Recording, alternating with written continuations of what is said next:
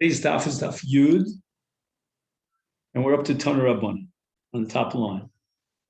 Eretz Yisrael nivreis tchila.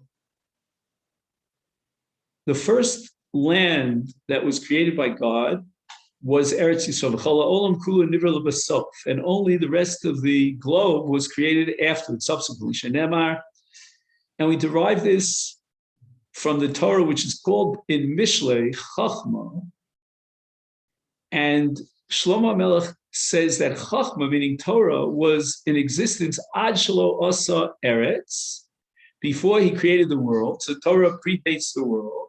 But the word eretz here means Eretz Yisrael, v'chutzos. And the sequence here is eretz, which is Eretz Yisrael, and then chutzos, meaning chutz la'aretz. So we see that the Torah was created before the world, then Eretz Yisrael was created, and then the rest of the globe was created. That sequence. Now the Gemara goes on to discuss in this brisa the waters that come down from Shamayim, the rains. Eretz Yisrael mashka osa, Kodesh Baruch Hu. There is a direct relationship between the Almighty and Eretz Yisrael as far as Geshem is concerned. The Geshem does not come through any agents, any malachim, any angels. It comes directly to the land of Israel. However, in contrast, the Kol Ha'olam Kulo, the rains with regard to the rest of the universe, al yedei sholiach, they come through an intermediary. Shenemer, this we derive from pasuk in Eov, anotzei matar al pnei aretz, v'sholeach mayim al pnei chutzos. Now the word aretz, once again, as we saw earlier in the pasuk in Mishlei, here too in Eov, is a reference to Eretz Yisrael. And that's the beginning of this pasuk called Al Pnei Oretz, which means Al Pnei Eretz Yisrael. So now the matar, the rains are coming down over the land of Israel. And that comes directly from Hashem, because the word Hanosein indicates that God is not appointing any sort of intermediary, any shliach. However, the end of the pasuk, V'sholach Mayim Al Pnei Chutzos, Chutzos, a reference to Chutzos, the rest of the nations, that's sholeach. And the word sholeach means through a shliach, through an intermediary. The Ramban in his commentary on Parshas Achremos has a long discussion about hashgach, about divine providence. And he differentiates between Eretz Yisrael, where divine providence is direct, as opposed to all the other nations of the world, where it goes through an intermediary. Each country, each nation has a sar, has its delegate up in Shamayim.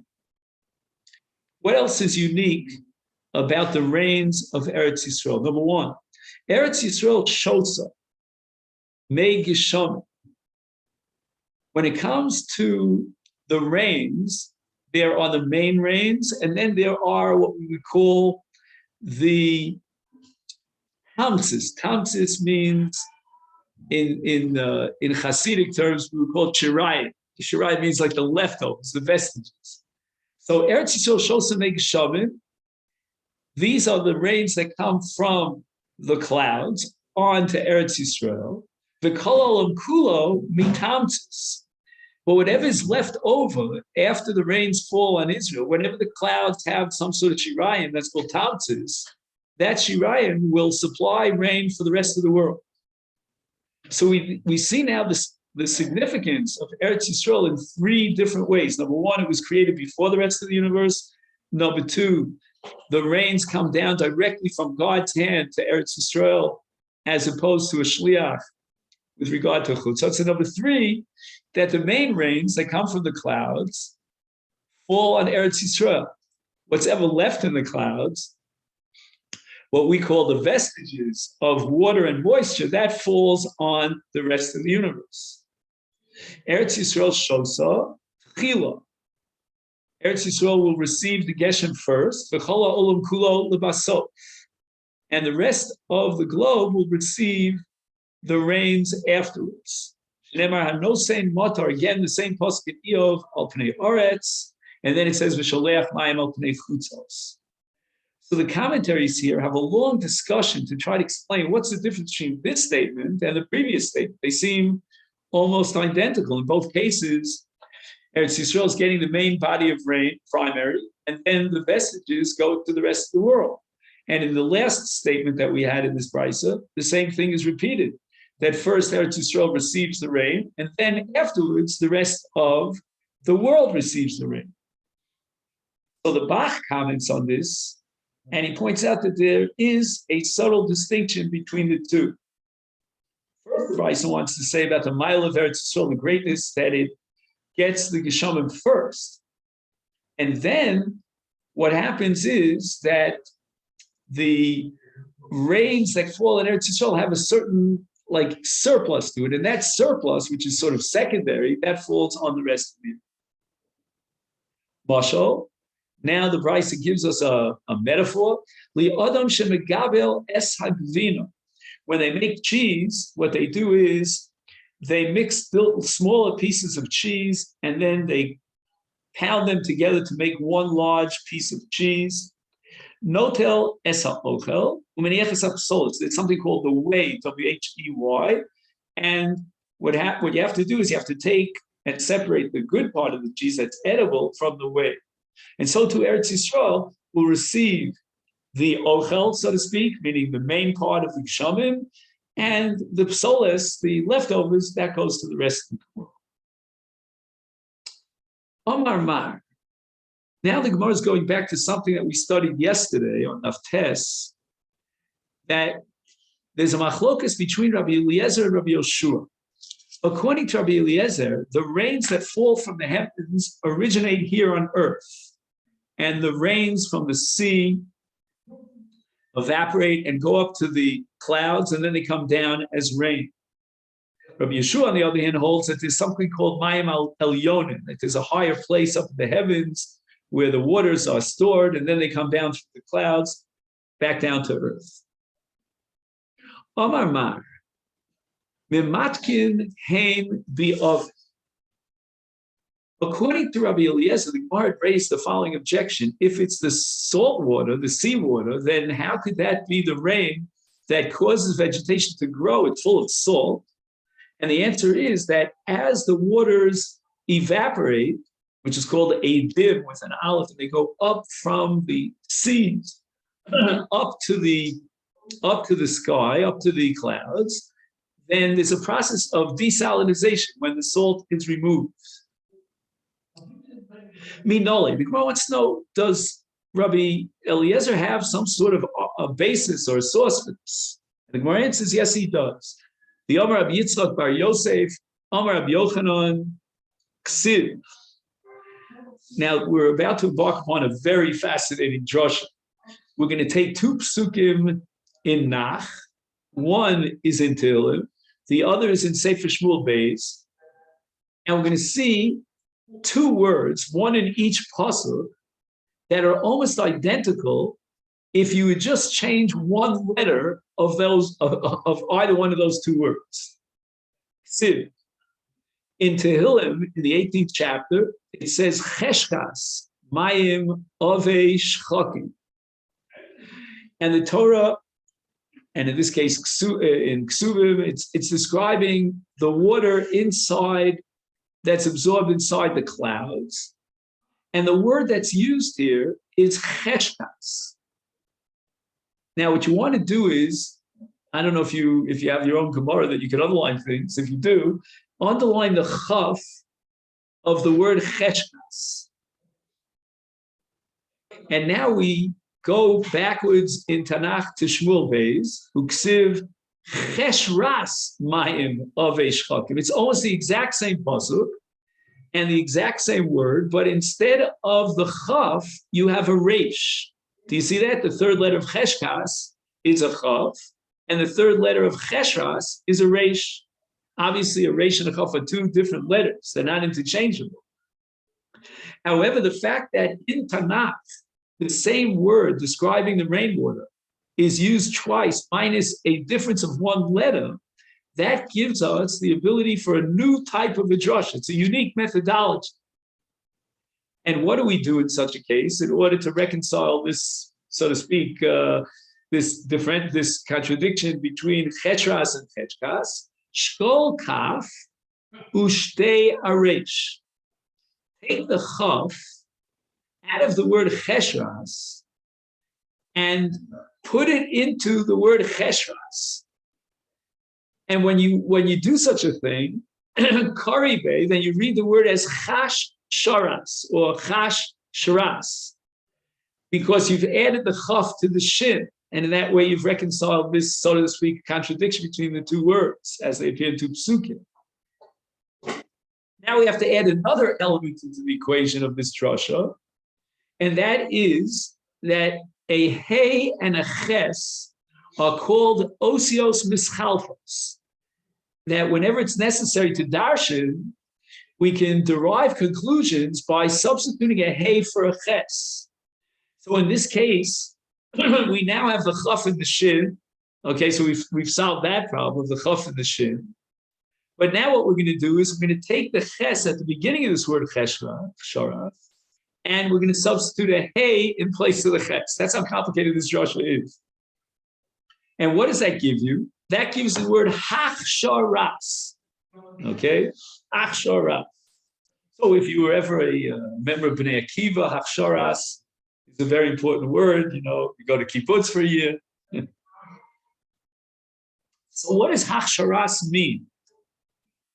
And let's read the whole pasuk now. It reads hachsharas mayim ove shchakim, which means that the preparation for the geshem in the clouds is bishchakim, which means that there's a process by which the salt component of the water, the seawater, is removed. And in the process of creating rainwater in the clouds that are up in the heavens, there's a machshir, there's a hachshara.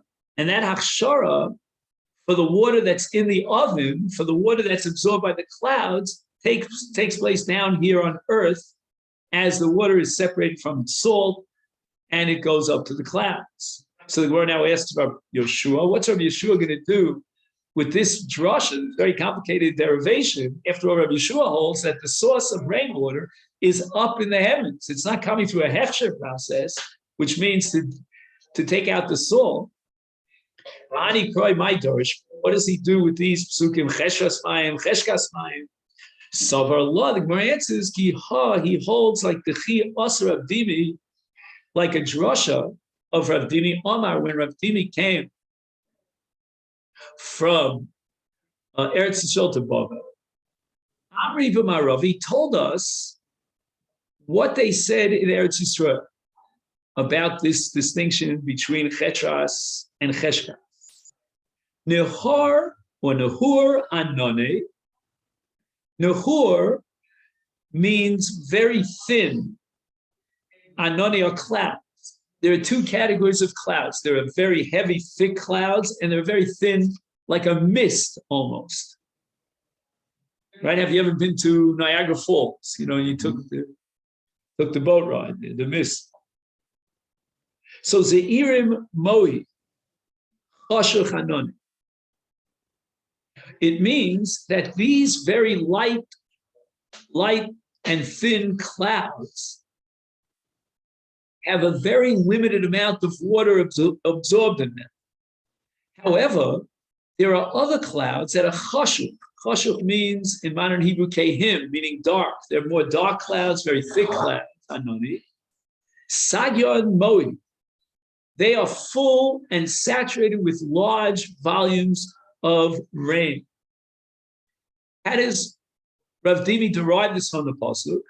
It says chashras mayim. Chashras is Lashon Choshech, which is darkness.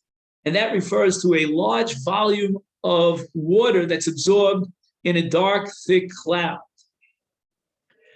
And Cheshras is more indicative of something that is thin, that is misty.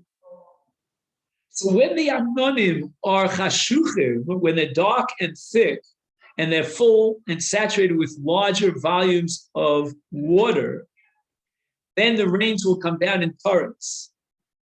And when, on the other hand, the Ananim are not Chashuchim, they're not dark and thick, but rather they're relatively thin and clear, then we have a smaller amount of water. So it's very interesting. According to this interpretation of Dimi, again, I'm not a meteorologist, but you could actually predict whether it's going to be a heavy rain or a light rain, depending upon the cloud formation. If you see thin clouds that are very misty and they contain a limited amount of water, then you can assume you can have a very light downpour. But if you see very thick, dark clouds, then you can assume it's going to be a real torrent. It's going to be real heavy rains. The Gemara continues to analyze this machlokas, Rabbi Eliezer, Rabbi Yehoshua, about the source of rainwater. Kiman azla hadesanya. Which of these two opinions is reflected in the following brisa? Mayim elyonim, the higher waters that are sort of like suspended in the sky, b'mamoro heim tluyim.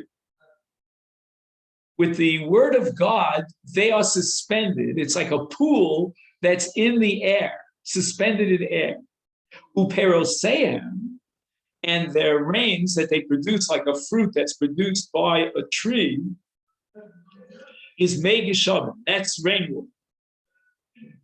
So on the one hand, we're talking about mayim elyonim. We're not talking about the seawater that comes up from the Taanit. We're talking about waters that are coming down from on high as a suspended pool that produces gishamim. Shenemar, and this we derive in the brisa from a pasuk in Tehillim, pri Masechet tizba haaretz. From the pri, which is the fruit that was generated, was created, the land will be satiated. And the emphasis here is on the word ma'asecha.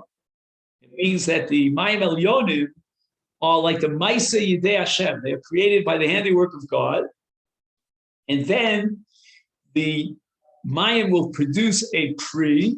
And it's very interesting. All the Mefarshim point out that when a tree produces fruit, the fruit in no way diminishes the tree. It doesn't weaken the tree. So too, the mayim elyonim remain in their original state as they were created by the handiwork Masech of God. And tizba aretz, the land is being satiated so that it can produce peros by the rain that comes from the mayim elyonim. But that doesn't diminish in any way the mayim elyonim. Kiman, which shita does this reflect? Ki Rabbi Yehoshua. Rabbi Yehoshua is the one who said that the source of rainwater is the mayim elyonim. So the Gemara asks Rabbi Eliezer. He holds that megishamim really originate here on earth in the sea. How is he going to interpret the pasuk "Mipri Masechet Tizba Haaretz"? And the Gemara answers, "Hahu b'maise yadav shel Hakadosh Baruch Hu tiksiv." The pasuk is not telling us that the land is being satiated by the peros of mayim elyonim, but rather from the mayim tachtonim themselves, and they are the pre-maise yadav shel Hakadosh Baruch Hu. Because who created the seas, if not God? And those seas will ultimately produce rainwater when they go up to the sky and are absorbed in the clouds. Rabbi Yehoshua ben Levi Kol Olam Kulo Mitamtzis Gan Eden, who shows we're about to embark on a very, very enigmatic Gemara about Gan Eden, about Gehenna, about, we'll do the best we can just to get by this Gemara, because you'd have to be a tremendous mystic to appreciate this next Agadah. The entire world exists from the Shirayim. Remember, we said the word tamsis above, as we interpret it, means the leftovers, the vestige. And the entire world is going to be satiated by the rainwater that is the vestige of Gan Eden. Who shows? So that's what the world is going to drink in order to be absorbed with moisture, to absorb moisture. Shenemar, back in the beginning of creation, it says, "V'nohar yotzei me'eden," and the rest of the pasuk says, "Lahashkos es hagan, u'misham yipared v'hayu li'arba roshim." So it means that there will be 4 rivers that flow out of Gan Eden, and these are tributaries of Gan Eden, and the water begins in Gan Eden, and then it flows through these 4 major rivers, and that's going to satiate the world. Tana, we learned in a brisa, mitamtzis beis kur shosetar. A beis kur is a size of a field, a measurement of a field, in which you could plant a kur of Tvua. A Tarkiv is, again, a field in which you can plant a Tarkiv of Tvua. Now, the ratio between a Kur and a Tarkiv is 1 to 60. A Tarkiv is 60 times the volume of a Kur. And therefore, the Brisa is telling us that from the leftover waters, vestige of what comes from what originates in Gan Eden, you can irrigate a field or water a field that is a base Kur, and Shosa Tarkav, that if you had a field which is 60 times the size of a base Kur, which is called a Tarkev, then you could be mashke that sada, even though it's 60 times the size of the base Kur. So you actually had enough rainwater just to irrigate a field of a base Kur, which is 1/60th of a Tarkav. But just like we're saying that in a sada that's a Tarkav, which is so large, all you need is a vestige of water. If the original water that you began with would be enough to irrigate a field that's 1/60th that size, it's only a base Kur. And the same ratio the Gemara is applying between Gan Eden and the waters that come out of Gan Eden. So the waters that come out of Gan Eden are 1/60th of the waters of Gan Eden, and yet that's enough, that shirayim, that vestige, to be mashke the entire garden that comes from Eden. We learned in the Brisa, Eretz Mitzrayim havya arba mios parsal, arba mios parsal. The size of Eretz Mitzrayim is 400 square parcels, which is a vast amount. But for echad mishishim Kush, the land of Kush is 60 times the size of Mitzrayim. Kush is echad mishishim b'kol ha'olam. Kush makes up the landmass that's 1/60th of the entire globe. The olam hu echad mishishim b'gan Eden. And the world, the globe, is 1/60th in its size vis-a-vis Gan Eden. And how large is Gan? The Gan is Echad Mishichim LeEden. The garden itself is 1/60th of Eden. And keep in mind, the entire globe is 1/60th of the Gan, of the garden, which is 1/60th of Eden. Eden is Echad Mishishim LeGehenna. Eden is 1/60th of Gehenna. So we're now seeing that Gehenna is a very large area. The entire globe would be like a bottle cap over a giant pot, a lid over an entire pot that is Gehenna. Gehenna is so large. Another opinion is that you cannot even measure Gehenna. It's endless. The Yesh Omrim Eden Ein Lo Shir, and there are those who say that Eden has no shir. Or of Oshia Ma'idit Sid. What does the pasuk mean in Yirmiyahu Hanavi? Sholchanta al Mayim Rabim Rabas Otsaros. We're talking about Bavel. Yirmiyah is foretelling what's going to happen in the future to Bavel. What is Bavel today? It's Iran or Iran? Iraq. And mi garam leBavel sheyurot soseh moleos bar. Why is it that in Bavel the silos are full to the brim with grains? Because Bavel is low, and there are lots of rainwater that collects in this land of Bavel. So there's rainwater that falls to other lands on the face of the earth, but then these flow into the lowest area, which is Bavel. And as a result of this vast volume of rainwater in Bavel, it produces and fills up the grains, the silos. Omarav Asira, Bavel. Asira, the tough of the word Asira replaces the shin in Lashon Kodesh. Ashira, Bavel. Bavel is a very wealthy country.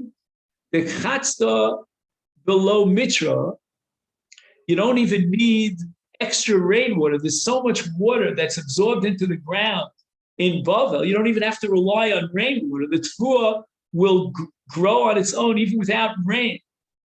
Omar Abaye, Nikitinon. We have Nikitinon means we have a Masorah, we have a tradition that in Bavel they harvest the grains even without rain.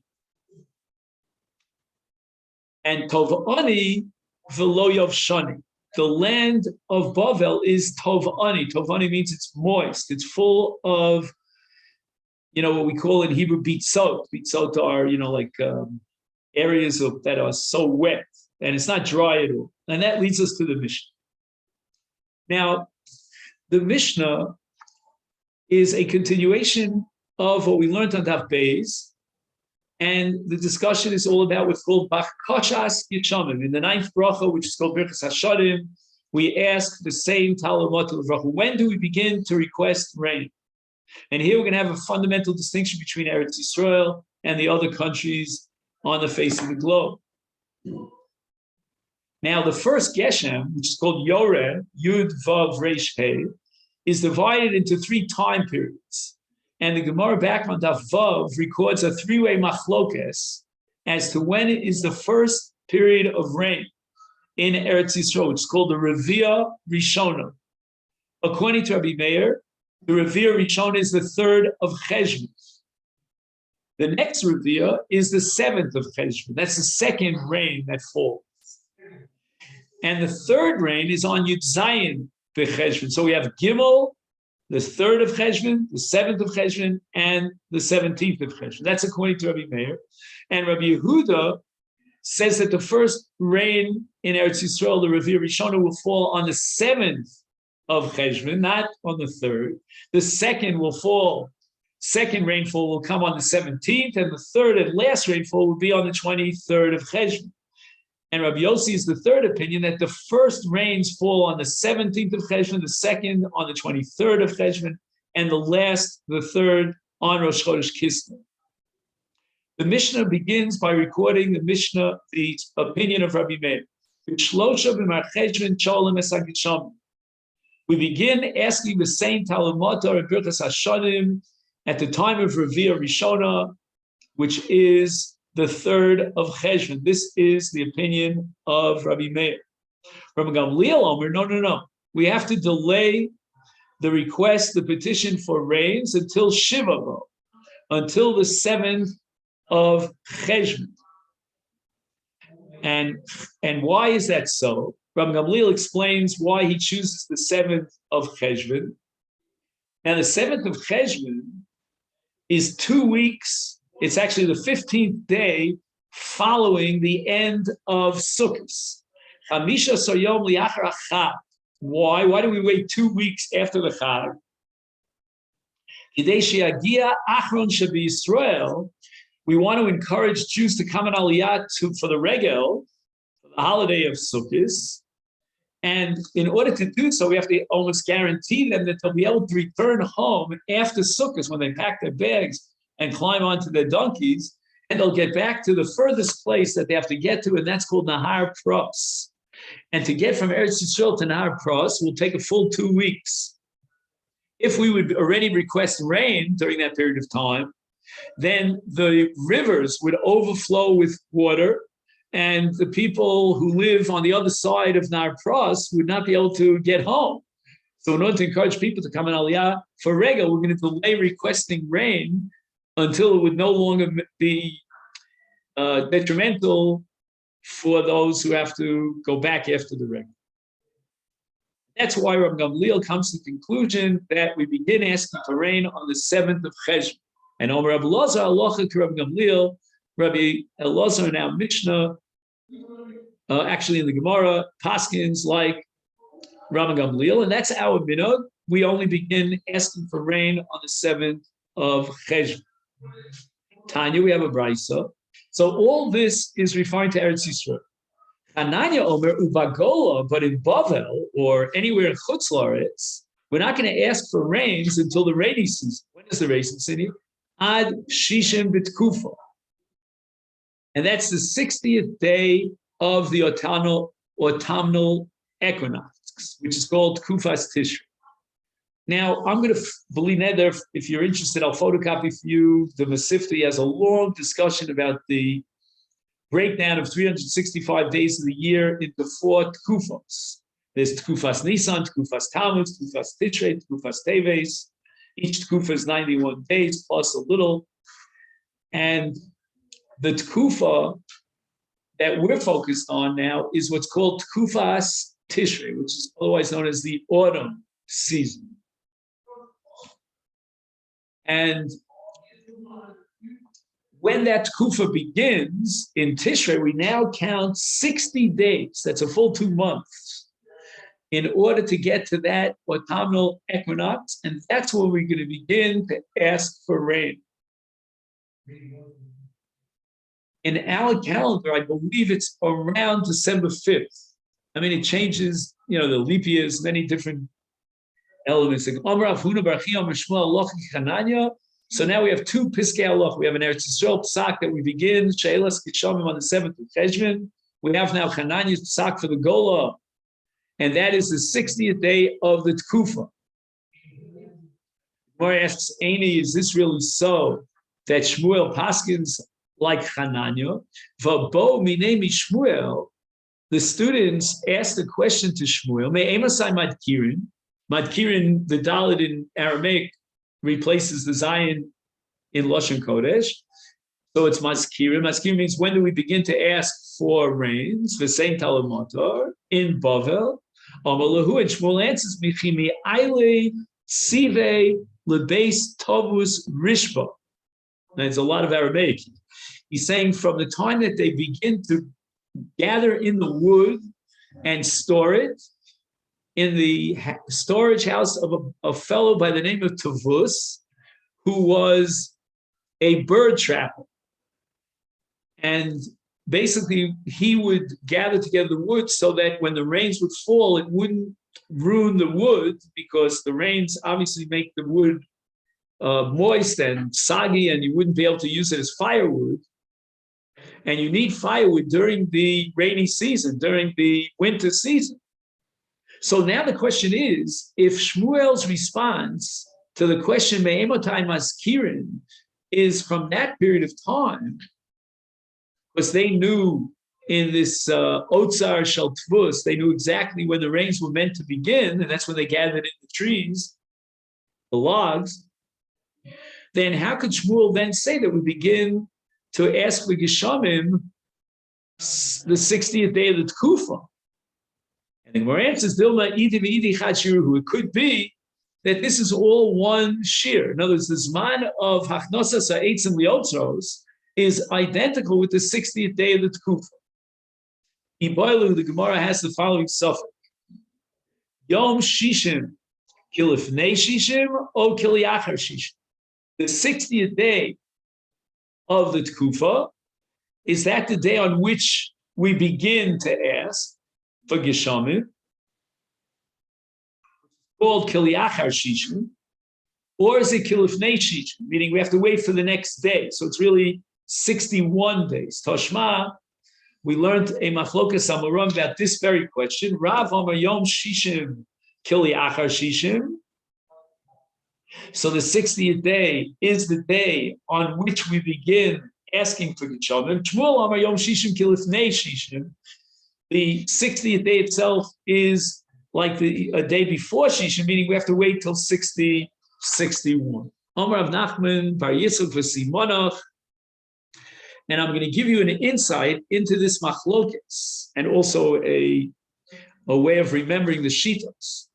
Eloi, those who live up on the mountains, Eloi Miloshin Lamala, Bo Maya, they need a lot of geshem. They have to ask for geshem at the earliest possible time, because the rains fall down the slopes of the mountains. And Rav is the one who says that we begin asking for Geshamim on the 60th day itself, because he came from Eretz Yisrael, which is on a higher level, and therefore, they need the rains badly. Tatoi, where Shmuel was in Bavel, low boy Maya. He wasn't in such a desperate need for water because he was on a low plain. And therefore, there were plenty of Geshamim that would supply the water for the growth. In other words, that the 60th day is actually counted as the first day of She'elas Geshamim, and that's a psak like Rav. And now we're up to the Mishnah in the middle of Daf Yud. Higia Shiv'asar b'Mar Cheshvan. We're up to the 17th of Cheshvan. V'lo yardu Geshamim. The rains are not coming down. This is the beginning of a crisis. Ischilu hayechidim misanim sholosh tainiyos. The yechidim, and the Gemara is going to ask who these yechidim are, but just to let the cat out of the bag, preview of coming attractions, the yechidim are those that you can ask them a question anywhere in Chas and they'll give you an answer on the spot. They are the ones who are the first line fasters. They will fast 3 tainiyos on Monday, Thursday, and Monday. However, we're still not in the crisis situation. We're at the beginning of the crisis, and therefore, Ochlim v'Shosim, we're going to allow them to eat and drink Mishech HaShecha at night, and they will only begin their fasting the next morning, whether it's Monday, Thursday, or Monday, with Halos HaShach. And furthermore, Mutarim v'Malacha u'Berachitza b'Sicha b'Nias Hasandol v'Tashamita. The 5 Inuyim, the afflictions that apply on Yom Kippur and Tishbav, do not apply to these first 3 fasts, which is the kickoff at the very beginning of this crisis. We'll see later on if Chas v'Shalom the rains don't fall even after these 3 fasts. Wow. Now we're already in Kislev, and we still haven't gotten rain. Bezdin goes from Sholosh Tainiyos. Now we have an upgrade. It's going to be another set of 3 Tainiyos, ala Tzibu, which means that every member of the Jewish community is going to have to fast on a Monday, on a Thursday, and the following Monday. But again, we're still only like a Tainus. We're not like the Tainus, Yom Kippur or Tisha B'Av. And therefore, Ochlu v'Chosim, Mishach HaShecha, the night is not part of the fasting, and all the Inuyim are Mutim to Malacha, and Rechitza Sicha, Nilas Hasandol Tashemim. And the Mishnah said that if we got to the 17th of Cheshvan and there was no rains, then the Yechidim begin to fast. Man Yechidim, who are these Yechidim? Omer Avhuna Rabbanu. These are the scholars. The Omer Avhuna HaYechidim, these scholars, Misanim Shlosha Tainiyos Sheni Chavishi V'Sheni. In that sequence, they begin on a Monday, then a Thursday, and then the following Monday. Michael Mashmon Tanina, we already have that in the Mishnah. Actually, we didn't get to the Mishnah yet. It's a Mishnah a little bit further on Daf Tesvav. Ein Dozin Tanis Altzir B'Tchila B'Chamishi Shlo Lafkia Es Ashi Oret. We will not begin a Tainus in a series of fast days on a Thursday. What's wrong with starting on a Thursday?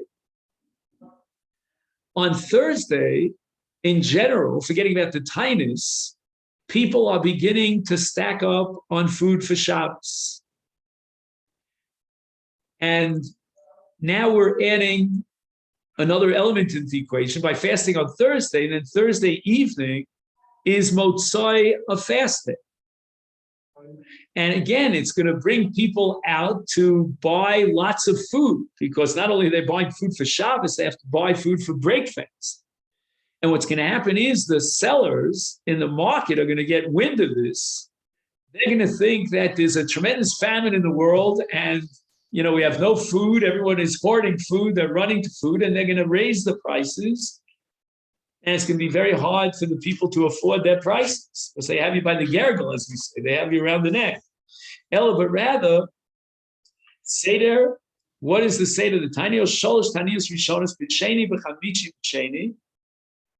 And once the sellers will realize that this is part of a cycle of Tainiyos, they'll understand that they're not hoarding food, that if people are not desperate for food, and they can be charged any price.